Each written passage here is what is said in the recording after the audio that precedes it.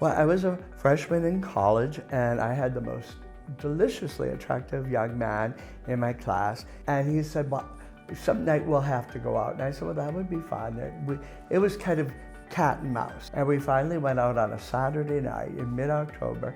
And the first bar he took me to was John Clayton's C'est La Vie, of all places. But it was during the punk rock era. And it was downtown Milwaukee in the east side or whatever. And I thought, oh, well, this is trendy and hip and wonderful. We went back to his car, and at that point he identified himself as gay. And he said, I think you're gay too. Well, of course, you know, I did my Karen Wallach scene from the courtroom and a flood of tears. And he said, well, if you'd like, I could take you home. Well, I said, no, I don't think I'm ready for that.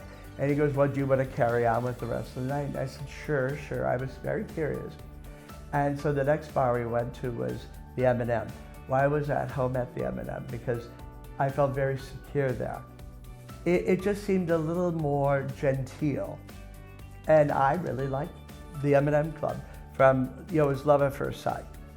And so when I think back, the M&M was kind of the county seat. Before there was a community center, it was the M&M. Bob had an apartment upstairs and an office and a room, for lack of a better term, with a long table, not unlike this, and chairs. And that's where people in the community were allowed to have any kind of meetings they needed to meet for. And he never charged a nickel. Well, of course, nobody went up there naked. They always went up there with a cocktail or three. And that's where Cream City Foundation was born. And I venture to guess almost any other community adjacent group. And that was our clubhouse. The World Series of softball was coming to Milwaukee in Labor Day weekend of 1985.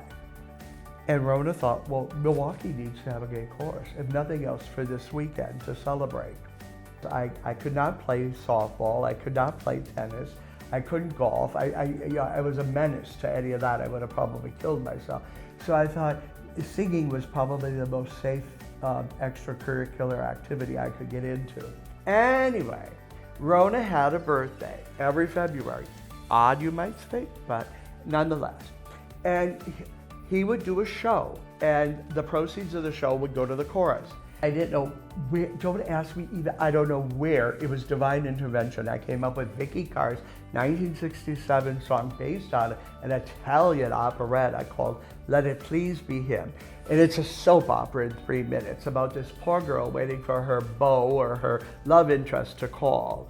And I had the whole stage full of telephones. Everybody brought their old phones.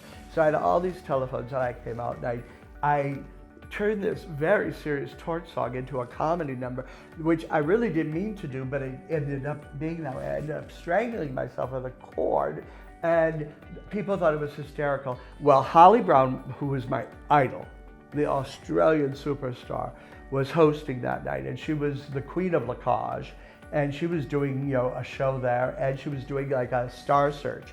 She said, girl, bring that number to my show on Wednesday. I did it, and I made the chorus come, and I won, and it was $250, and I turned the money over to the chorus. Well, they were cheering me on. It was a chorus function. I mean, how can I put that money in my pocket? And you know, what kid can't use $250, right? But it's like, no, this is what's right. Well, that's when Karen Valentine, the philanthropist, was born. And you know what? Yeah, $250 in your pocket is lovely, right? But let me tell you, giving $250 to something and having people's gratitude. No, it wasn't $1 million, but it might as well have been. And it was such a warm feeling in my heart, truly. And I'm not trying to be schmaltzy. The Valentine Fund itself, as I say, I've been doing all these fundraisers throughout the years, and we always believed in whatever we could do because it's always awareness.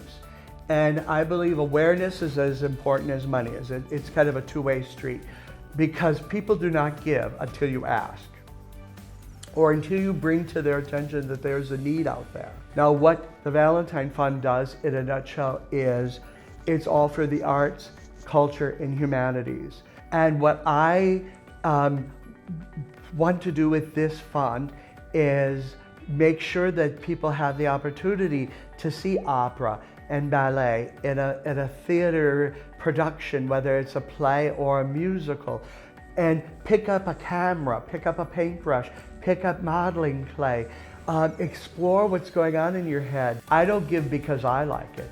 I give because they like it, she likes it, he likes it, the children, the next generation. It gives them a place to go.